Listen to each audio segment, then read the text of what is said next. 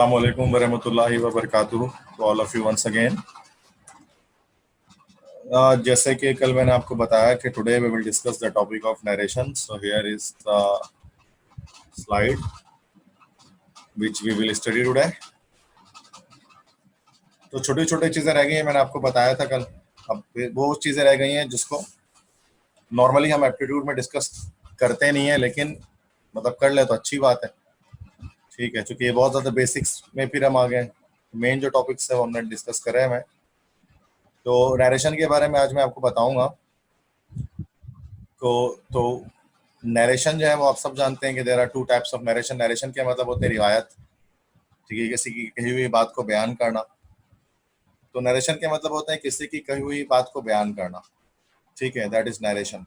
और किसी की कही हुई बात को बयान करने के दो तरीके होते हैं, डायरेक्ट और एक इनडायरेक्ट. दो तरह से बयान कर सकते हैं. Class 9th and 10th and second year 3 साल आपने इस टॉपिक को पढ़ा है, तो that is very easy topic. तो डिफरेंस क्या होता है डायरेक्ट और इनडायरेक्ट नरेशन में? डायरेक्ट नरेशन के अंदर हम स्पीकर्स के एग्जैक्ट वर्ड्स को लिखते हैं. ठीक है. और इनडायरेक्ट नरेशन के अंदर क्या होता है कि जो नरेटर होता है, बयान करने वाला, वो अपने अल्फाज में बात को बयान करता है बजाय एग्जैक्ट वर्ड्स के. ठीक है. जैसे कि अगर मैं आपसे कहूँ कि भाई कि टुडे इज वेरी कोल्ड, तो आज काफ़ी ठंड है, तो टुडे इज़ वेरी कोल्ड. तो ये डायरेक्ट में आपको मैंने बोला, आप किसी और को अगर मेरे अल्फाज बोलेंगे तो आप बोलेंगे टुडे इज़ वेरी कोल्ड. लेकिन अगर आप अपने अल्फाज में बयान करते हैं इनडायरेक्ट में, तो आप कहेंगे that day was very cold. That is indirect narration. ये एक फ़र्क होता है. डायरेक्ट और इनडायरेक्ट नरेशन के पैटर्न में ख़ास फ़र्क होता है. तो और ये पैटर्न में क्या डिफरेंस आपको मिलता है कि डायरेक्ट नरेशन के अंदर दो चीज़ें होती हैं. एक होता है रिपोर्टिंग स्पीच और एक होता है रिपोर्टेड स्पीच. रिपोर्टिंग स्पीच के अंदर जो है वो स्पीकर और लिसनर होता है कि किसने किससे बात की है. उसके बाद कॉमा, इन्वर्टेड कॉमा होता है. और जो स्पीकर से जो बात की होती है वो रिपोर्टेड स्पीच के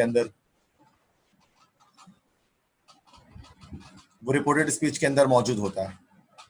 for example, he said to me I will go to Islamabad tomorrow. तो यहाँ पर ये ही सेड टू मी है, ये रिपोर्टिंग स्पीच है. और ये जो इन्वर्टेड कॉमा के अंदर है वो रिपोर्टेड स्पीच है. और रिपोर्टिंग और रिपोर्टेड स्पीच को हम अलग करते हैं, सेपरेट करते हैं bye means of a comma, ये कॉमा की मदद से. ठीक है. रिपोर्टिंग स्पीच के अंदर इसका अपना सब्जेक्ट होता है, वर्ब होता है और ऑब्जेक्ट होता है. रिपोर्टिंग स्पीच के अंदर इसका अपना सब्जेक्ट, वर्ब और ऑब्जेक्ट होता है. ओके. तो ही सेड टू मी यहाँ पर रिपोर्टिंग स्पीच है. यहाँ पर जो सेड टू है ये कहलाता है रिपोर्टिंग वर्ब. इसको हम रिपोर्टिंग वर्ब कहते हैं, रिपोर्टिंग स्पीच का वर्ब होता है. देन ये इन्वर्ट कॉमा के अंदर पूरा का पूरा रिपोर्टेड स्पीच है कि जो ही ने जो बात बोली है स्पीकर ने, तो ये पूरी बात यहाँ है. और ये मी यहाँ पर है लिसनर, सुनने वाला. ठीक है. इनडायरेक्ट नरेशन में क्या होता है कि कॉमा और इन्वर्टेड कॉमा नहीं होता. इनडायरेक्ट नरेशन में हम कॉमा को हटा देते हैं और कॉमा को हटाने के बाद कोई जॉइनिंग वर्ड यूज कर लेते हैं. डिफरेंट तरह के जॉइनिंग वर्ड यूज होते हैं. कभी दैट यूज होता है, कभी इफ यूज होता है, कभी टू यूज हो जाता है, कभी वेदर यूज कर लेते हैं. डिफरेंट तरह के यूज कर सकते हैं. तो रिपोर्टिंग स्पीच और रिपोर्टेड स्पीच के बीच में जॉइनिंग वर्ड लगा देते हैं और उसके साथ कुछ और भी चेंजिंग करते हैं. जैसे कि he said to me I will go to Islamabad tomorrow, बना देंगे he told me that he would go to Islamabad the next day. अब ये आप देख सकते हैं कि 5 जगह पर चेंजिंग हो गई है. 1 2 3 4 5, ये 5 जगह पर आपको चेंजिंग मिल रही है. ये आपका डायरेक्ट है और ये आपका इनडायरेक्ट है. इनडायरेक्ट के अंदर 5 जगहों पर आपको चेंजिंग दिख रही है. तो पहले तो आप देख सकते हैं कि भाई सेट टू को टोल्ड बना दिया गया, उसके मतलब रिपोर्टिंग वर्ब में तब्दीली की गई. सेकंड में क्या है, कॉमा को दैट बना दिया गया, कॉमा इन्वर्ट कॉमा में तब्दीली की गई. उसके बाद इस आई को ही बना दिया गया, मतलब प्रोनाउन में तब्दीली की गई. फिर विल को वुड बना दिया गया, मतलब टेंस में चेंजिंग की गई. टुमारो को द नेक्स्ट डे बनाया गया, मतलब एक्स्ट्रा वर्ड में चेंजिंग की गई. तो ये 5 चेंजेस हैं जिनको आपको सीखना पड़ेगा डायरेक्ट नरेशन को डायरेक्ट नरेशन में कन्वर्ट करने के लिए. तो एक्चुअल में नरेशन जो है वो 5 टाइप्स के होता है. डिपेंड करता है कि type of sentence inverted comma के अंदर कौन सा है. जैसे मिसाल के तौर पे अगर मैं बात करूँ इस वक्त, ये जो आपको ले I will go to Islamabad tomorrow, आप बताइए कौन सा सेंटेंस है ये. इसको बताइए कि विच sentence is inside the reported speech. तो आप मुझे बताएं रिपोर्टेड स्पीच के अंदर कौन सा सेंटेंस मौजूद है. तो अनीक ने कहा, शहरियार कह रहे हैं फ्यूचर सिंपल, अनीक कह रहे हैं फ्यूचर कंटिन्यूअस, ईमान अफसर कह रहे हैं फ्यूचर सिंपल। और कोई बताएगा? बिस्मा शहजाद कह रही है फ्यूचर सिंपल, मोमिना कह रहे हैं फ्यूचर सिंपल। ठीक है, तो ये कह रहे हैं फ्यूचर सिंपल, एक्चुअल में आप सब गलत कह रहे हैं। आप जो मुझे आंसर दे रहे हो, आप सब मुझे बता रहे हो कि इन्वर्टेड कॉमा के अंदर जो है वो टेंस कौन सा है, जबकि मैंने आपसे टेंस पूछा ही नहीं। मैंने आपसे पूछा है कि इन्वर्टेड कॉमा के अंदर सेंटेंस कौन सा है। सेंटेंस और टेंस में फर्क होता है। सेंटेंस 12 तरह के होते हैं, सॉरी टेंस 12 तरह के होते हैं, सेंटेंस बस 5 तरह के होते हैं। या तो असर्टिव होगा, या तो असर्टिव होगा, या तो इंट्रोगेटिव होगा, या इंपेरेटिव होगा, या एक्सक्लेमेटरी होगा, या ऑब्जेक्टिव होगा। तो इस वक्त असर्टिव सेंटेंस इसके अंदर मौजूद है। तो there is a difference between sentence and tense. Yes, assertive है, ठीक है, असर्टिव सेंटेंस। तो हर तरह के सेंटेंस को अगर हम चेक करें तो असर्टिव, आज मैं आपको असर्टिव सेंटेंस के बारे में बताऊंगा, फिर नेक्स्ट क्लासेस में हम डिस्कस करेंगे फर्दर। और तो असर्टिव नरेशन की एक्सप्लेनेशन आज मैं आपके सामने कर दूंगा कि अगर रिपोर्टेड स्पीच के अंदर असर्टिव सेंटेंस मौजूद है तो उसको कैसे डायरेक्ट से इनडायरेक्ट में हम कन्वर्ट करेंगे। ठीक है, तो लेट्स से असर्टिव सेंटेंस को हम एक और नाम देते हैं डिक्लेरेटिव सेंटेंस जिसको हम कहते हैं, और इन सेंटेंस में हमको स्टेटमेंट डिलीवर करते हैं। अब इस और इनका पैटर्न सिंपल होता है, सब्जेक्ट, वर्ब और ऑब्जेक्ट। इन्हीं को हम सिंपल या सादा जुमले भी कहते हैं। असर्टिव सेंटेंस के अंदर या तो अफर्मेटिव हो सकते हैं या negative. They both are the type of assertive sentence. Assertive sentence दोनों ही होते हैं, नेगेटिव और अफर्मेटिव दोनों को ही हम असर्टिव सेंटेंस कहते हैं। बस अफर्मेटिव सेंटेंस आपको पॉजिटिव सेंस देता है, जबकि नेगेटिव सेंटेंसेस आपको नेगेटिव सेंटेंस सेंस देते हैं। ठीक है, जैसे अगर हम कहते हैं आई एम योर टीचर, तो जब हम कहते हैं आई एम योर टीचर तो ये है अफर्मेटिव सेंटेंस। ठीक है, इसको अफर्मेटिव इसलिए कह रहे हैं चूंकि ये पॉजिटिव सेंस दे रहा है। You will not come here tomorrow, ये भी असर्टिव है बट ये नेगेटिव है चूंकि नेगेटिव सेंस दे रहा है। अब 5 स्टेप्स होते हैं डायरेक्ट से इनडायरेक्ट बनाने में अगर असर्टिव नरेशन हो तो। सबसे पहले हम रिपोर्टिंग वर्ब को चेंज करते हैं, मतलब सेट टू को चेंज करते हैं। अब सेट टू चेंज हो जाता है टोल्ड में, से टू टेल में चेंज हो जाता है, सेस टू टेल्स में चेंज हो जाता है, और सेइंग टू टेलिंग में हो जाता है। और अगर टू ना लगा हो, सिर्फ सेट सेज सेइंग या सेज या सेइंग लिखा हो तो हम उसको टोल्ड में चेंज नहीं करते। जैसे लिखा हुआ he said to me I will play cricket today, यहाँ सेड टू में पहली चेंजिंग आएगी तो ये हो जाएगा ही टोल्ड मी। तो ये हमने यहाँ पर रिपोर्टिंग वर्ब चेंज कर दिया, पहली चेंजिंग होती है रिपोर्टिंग वर्ब की तब्दीली। सेकंड उसके बाद है स्टेप है कॉमा हटाते हैं। कॉमा इन्वर्ट कॉमा हटाकर हम दैट लगाते हैं। ठीक है, दैट लग जाता है। जैसे कि यहाँ एग्जांपल है he said to me I will play cricket today, यहाँ ही टोल्ड मी होगी। अब ये कॉमा जब हटेगा तो कॉमा की जगह पर हम ज्वाइनिंग वर्ड लगा देंगे दैट। सही है, तो ये सेकंड होता है, कॉमा कोटा का दैट लगाना है, बहुत ईजी। थर्ड स्टेप उसके बाद है change of pronoun of reported speech. Reported speech के प्रोनाउन को हम चेंज कर रहे होते हैं। ठीक है, रिपोर्टेड स्पीच के प्रोनाउन को चेंज कर रहे हैं। प्रोनाउन कौन सा वर्ड होता है? Pronoun is a word which is used in the place of noun. Pronoun वो वर्ड होता है जो हम किसी नाउन के बदले में इस्तेमाल करते हैं। I, you, we, they, he, she, it, ये सारे। इसमें आपको पर्सन पता होने चाहिए कि फर्स्ट पर्सन के प्रोनाउन कौन से होते हैं, आई और वी। सेकंड पर्सन यू होता है, लिसनर। और थर्ड पर्सन जो गायब हो जिसके बारे में बात की जा रही है, that is the third person, he, she, it, they, ये सारे। ठीक है, तो रिपोर्टेड स्पीच में अगर आ जाए कोई प्रोनाउन तो उसको चेंज कैसे करेंगे? सन रूल से करेंगे, सब जानते हैं।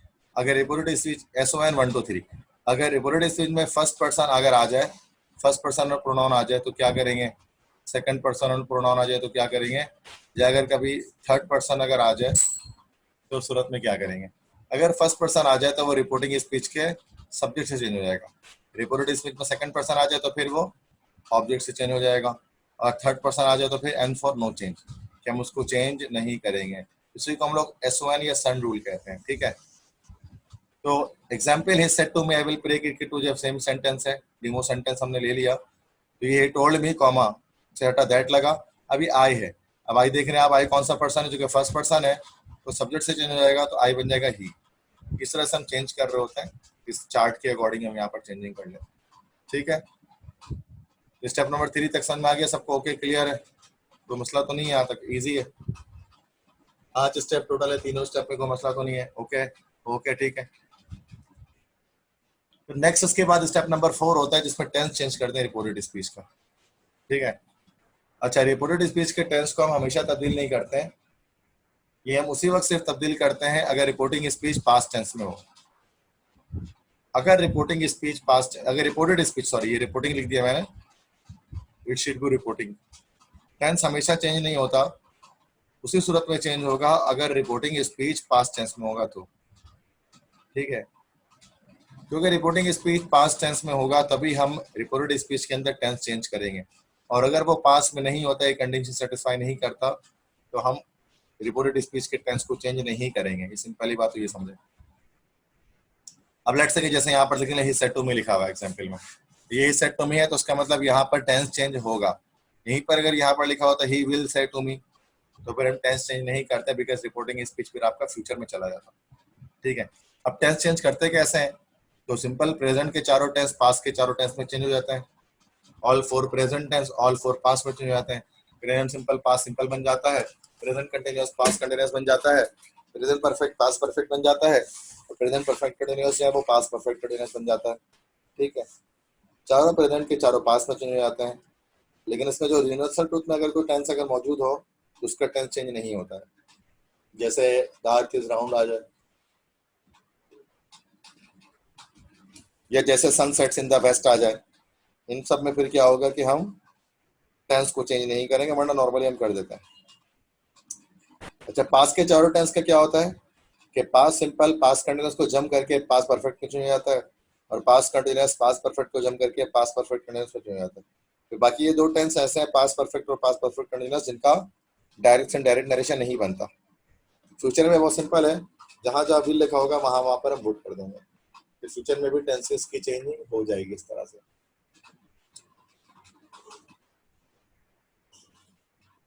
जैसे यहाँ लिखा हुआ he said to me I will play cricket today, I के साथ विल आ गया तो विल है, टेंस चेंज करेंगे तो वुड बन जाएगा। ये सिंपल टेंस की चेंजिंग यहाँ पर कर दी गई। स्टेप नंबर 5 होता है एक्स्ट्रा वर्ड की चेंजिंग करनी होती है। कुछ एक्स्ट्रा वर्ड्स होते हैं वो भी चेंज कर रहे होते हैं। एक्स्ट्रा वर्ड सिर्फ उसी वक्त चेंज करेंगे जब रिपोर्टिंग स्पीच, सेम वही यहाँ पर गलती आ गई, जब आपकी रिपोर्टिंग स्पीच जो है वो पास्ट टेंस में होगा, मतलब जब आप टेंस चेंज करेंगे तभी आप एक्स्ट्रा वर्ड चेंज कर रहे होंगे, और अगर आप टेंस को चेंज नहीं करेंगे तो आप एक्स्ट्रा वर्ड भी चेंज नहीं करेंगे। हम चेंजिंग किस तरह करते हैं, ये चार्ट याद रखें। नाव को देन बना देते हैं, एगो को बिफोर बना देते हैं, मस्ट को हेड टू बना देते हैं, दस को सो बना देते हैं, हैंस को देंस बना देते हैं, हैदर को दैदर बना देते हैं, कम को गो बना देते हैं, दिस को दैट बना देते हैं, दिस को दोस्त बना देते हैं, हेयर को देयर बना देते हैं, अगेन को गुड बना देते हैं, मे को माइट बना देते हैं, टू नाइट को दैट नाइट, टुडे को दैट डे, टुमारो को द नेक्स्ट डे, यस्टरडे का द लास्ट डे। सर ये मैडम लिखा है, नोट कहाँ से लिखा है? अच्छा अच्छा सही है, नोट सही है, सॉरी। रिपोर्टिंग स्पीच का एक्स्ट्रा वर्ड उस वक्त चेंज होगा जब रिपोर्टिंग स्पीच पास होगा। ठीक ठीक लिखा,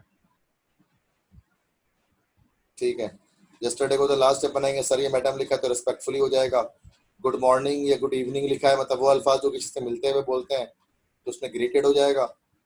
और अगर लिखा हुआ है अगर गुड नाइट या फेयरवेल या गुड बाय, फेयरवेल मतलब होता है अलविदा, तो वो अल्फाज जो हम किसी से रुखसत होते हुए बोलते हैं, ठीक है, तो रुखसत होने वाले अल्फाज को बोलने के लिए हम पेड लगाते हैं।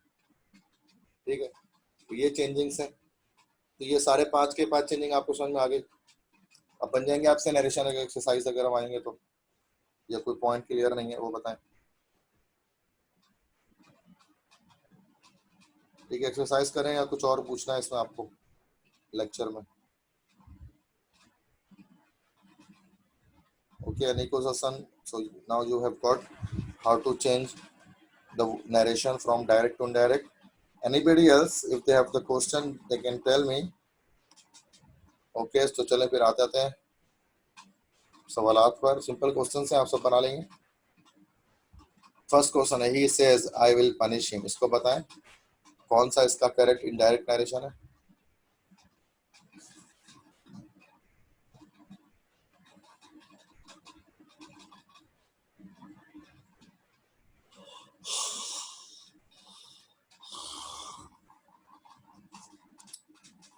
तो कुछ बच्चे सी कह रहे हैं, कुछ बच्चे ए कह रहे हैं। तो ही सेज दैट, देखिए यहाँ पर सी तो होगा ही नहीं, ए होगा, सी जिसने बोला गलत बोला, क्योंकि यहाँ पर लिखा हुआ है सेज। अब सेज लिखा हुआ आ गया तो उसका मतलब रिपोर्टिंग स्पीच पास्ट टेंस में नहीं है। अगर रिपोर्टिंग स्पीच पास्ट टेंस में नहीं होगा तो रिपोर्टेड स्पीच का टेंस हम चेंज नहीं करेंगे, ये विल को आप वुड नहीं बनाएंगे। तो जगह he says that he will punish him, ये विल वुड उसी सूरत में बनेगा जब यहाँ पर पास्ट टेंस होगा। ठीक है, जिन बच्चों ने सी आंसर दिया they are wrong, A is the correct answer.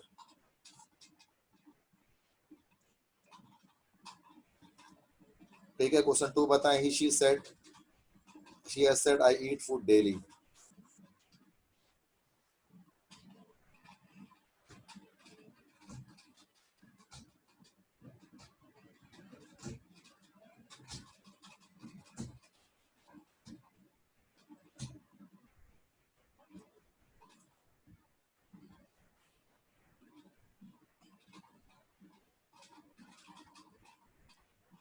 C answer correct होगा, बी नहीं होगा या सुमीमा। इसमें सेम है कि यहाँ पर सेट नहीं देखो, हैज सेट देखो, प्रेजेंट परफेक्ट है तो मतलब टेंस चेंज नहीं होगा। सी में भी एक चेंजिंग है, स्पॉट करें एरर को, एरर एक जगह पर, इसको स्पॉट कर सकते हैं आप। सी की ऑप्शन, सी आंसर है, इसमें भी एक एरर मौजूद है। Can you spot that error?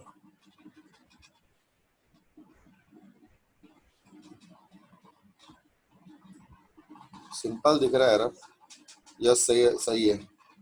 Syed Anikul Hasan कुसुम शकील, यहाँ पर ईट्स होना चाहिए क्योंकि प्रेजेंट सिंपल है ना, और थर्ड पर्सन सिंगुलर के साथ एस या एस लगाते हैं तो ईट्स होना चाहिए। Third question, Ali was saying to me, I did not bring this book.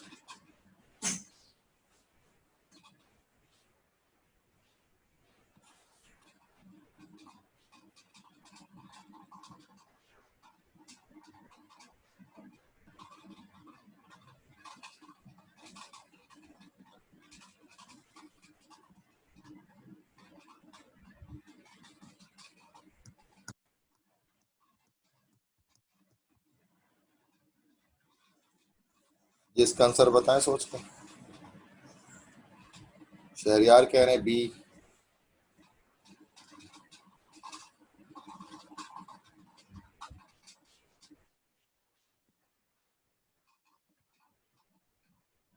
Bisma ने भी कहा बी। उमीमा कह रही है सी। सनरशद कह रही है सी। मोमिना कह रही है बी। एक्चुअली यहाँ पर जो है वो सी इज द करेक्ट आंसर। जिन्होंने सी बोला है वो करेक्ट है, क्योंकि यहाँ पर देखे ना दिस है ना, ये दिस है तो ये चेंज होगा ना दैट में। यहाँ तो दैट नहीं बना हुआ ना, यहाँ पर दैट बना हुआ, इसके लिए सी ऑप्शन करेक्ट है, इसमें सारी चेंजिंग सही हो रही है।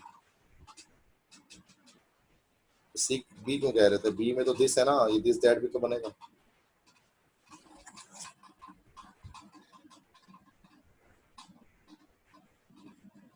अच्छा अच्छा अच्छा अच्छा, sorry.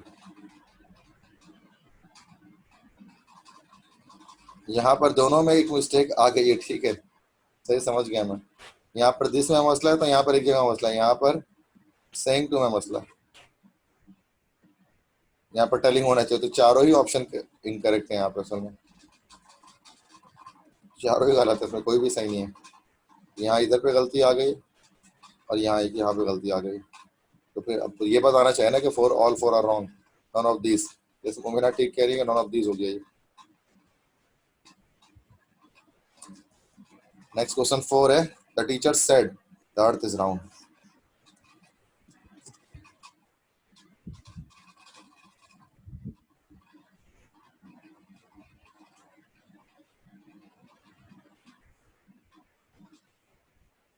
Okay, C option correct है, सब बच्चे कह रहे हैं, तो that is C is the correct option. Okay, next है, that student said to the teacher, sir I will not do this again.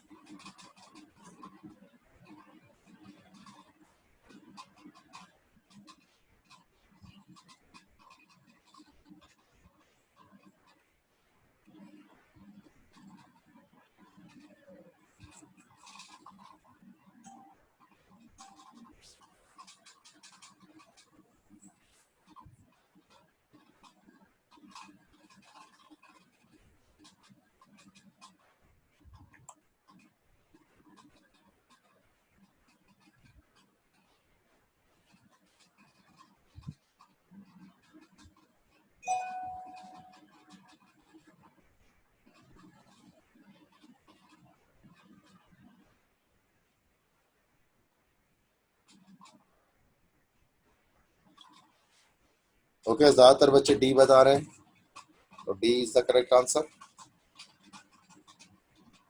Next है Ali said to Alina you may take my pen now.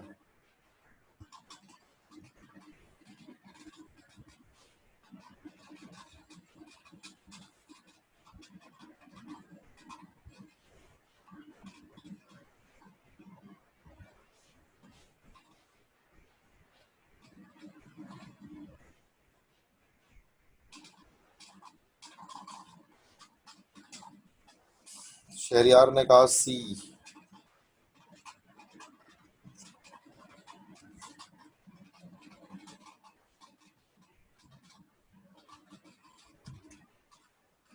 Okay, Bisma और कुलसुम और का उमीमा, तो ये सब के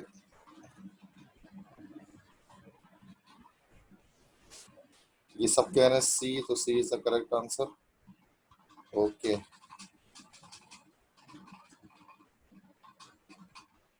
Ali told Alina that she might take his pen then. ठीक है, सही है। Next he said I had a new wallet.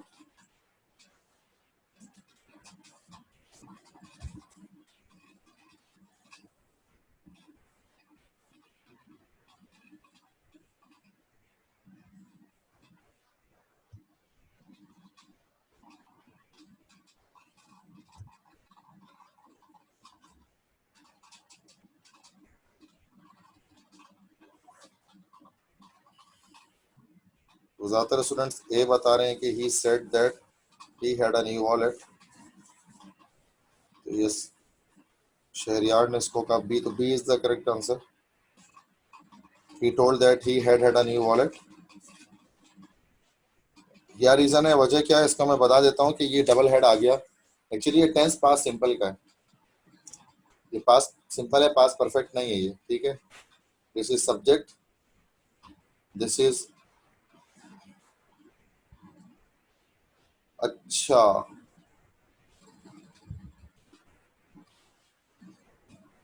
ठीक है, काम करें ना इसको फिर।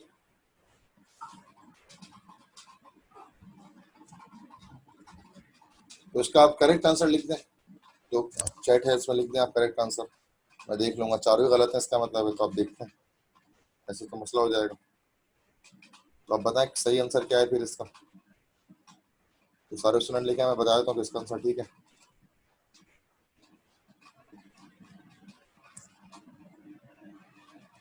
इसमें सेम वही मसला आ रहा है कि इसमें गलती सब जगह ही है। तो बिस्मा कह रही है said that he had a new wallet, तो शरियार ने भी ठीक कहा, सही। he said that he had a new wallet। सन अरशद ने भी ठीक कहा, सही है। अनिकुल हसन, हाँ ठीक है, ये सही है। ओके, डबल हेड आएगा जो कि उसमें एक हेड जो है वर्ब की थर्ड फॉर्म होगी और एक यहाँ पर सब वो होगा, मतलब पास परफेक्ट वो होगा, हेल्पिंग वर्ब होगा। सही है, सारे ठीक बता रहे हैं। क्वेश्चन 8 है I will say to my mother I will not disturb you.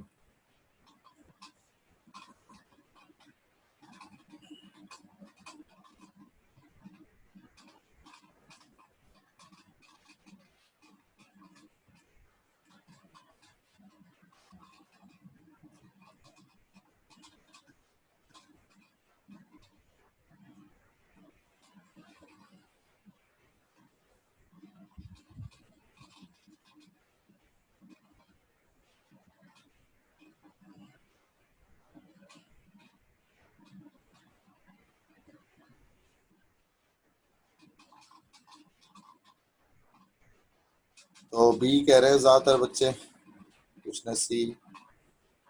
तो अरे sorry, पहले में I will tell my mother that I would not, पहला तो ऐसे ही कट गया है क्योंकि यहाँ पर वुड नहीं हो सकता। I will tell my mother that I would not disturb her, ये भी कट गया वुड वाला। I will tell my mother, ये सी भी कट, डी भी कट गया, तो C is the correct answer. I will tell my mother that I will not disturb hers, जिन्होंने सी बताया वो करेक्ट है, this is the correct answer.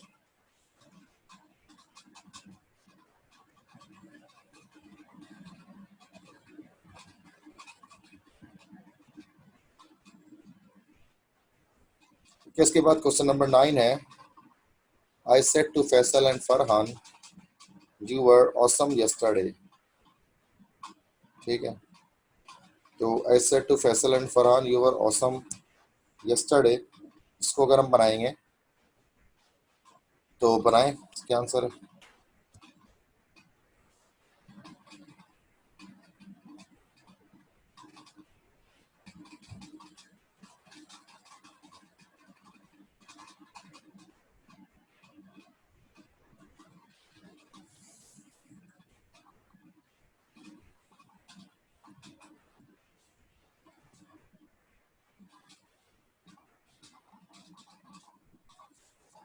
तो बिस्मा कह रही है सी, मोमिना कह रही है सी, अनिकुल हसन कह रहे हैं सी।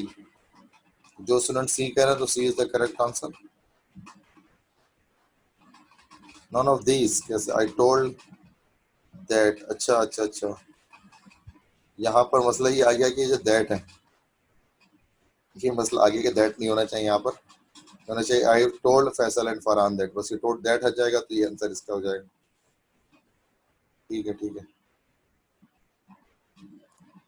तो सी ऑप्शन है, बट दैट नहीं होना चाहिए। 10 है, we said they had change their mind.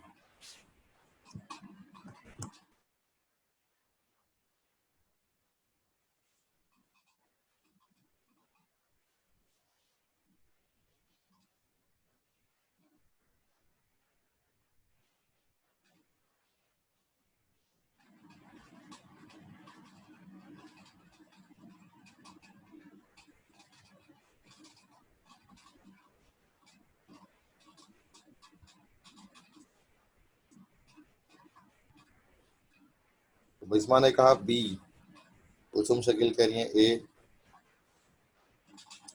मोमना कह रही है बी, बिस्मा शहजाद कह रही है फिर ए।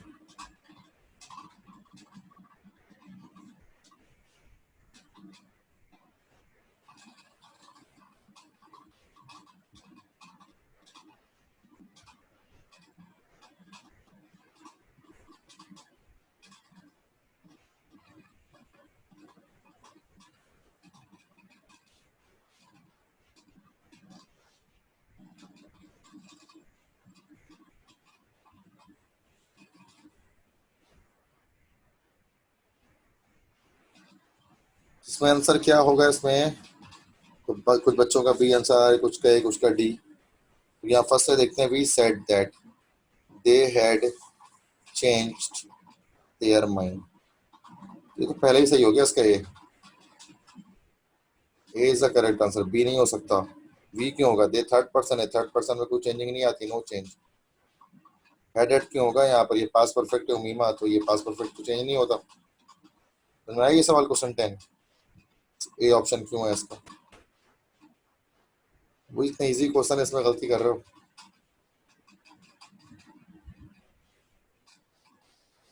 ए is the correct answer. Question 11 है, my friend said to me good morning.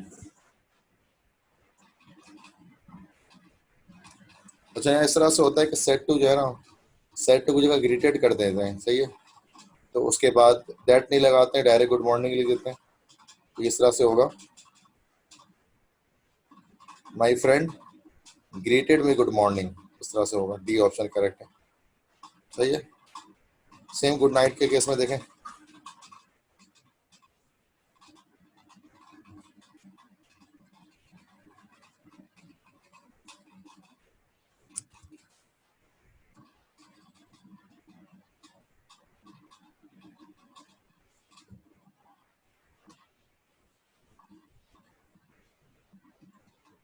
तो यहाँ ग्रेटेड नहीं होगा, बेड होगा। तो my friend gived me good night, चूंकि गुड नाइट बोलते हैं तो बेड लगाते हैं, good night farewell goodbye के लिए। ठीक है, तो बी ऑप्शन करेक्ट है। 13 है, he said Ali you can do this.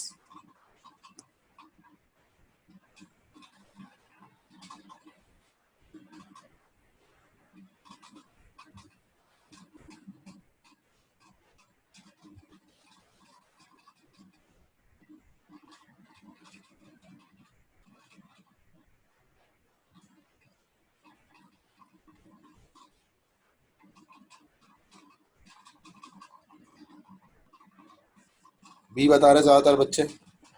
Actually यहाँ पर अली के बाद जो कॉमा है ना, यहाँ अली को पुकारा जा रहा है, अली को पुकारा जा रहा है, इसको हम लोग इंग्लिश में कहते हैं वोकेटिव। तो ये वोकेटिव कहलाता है।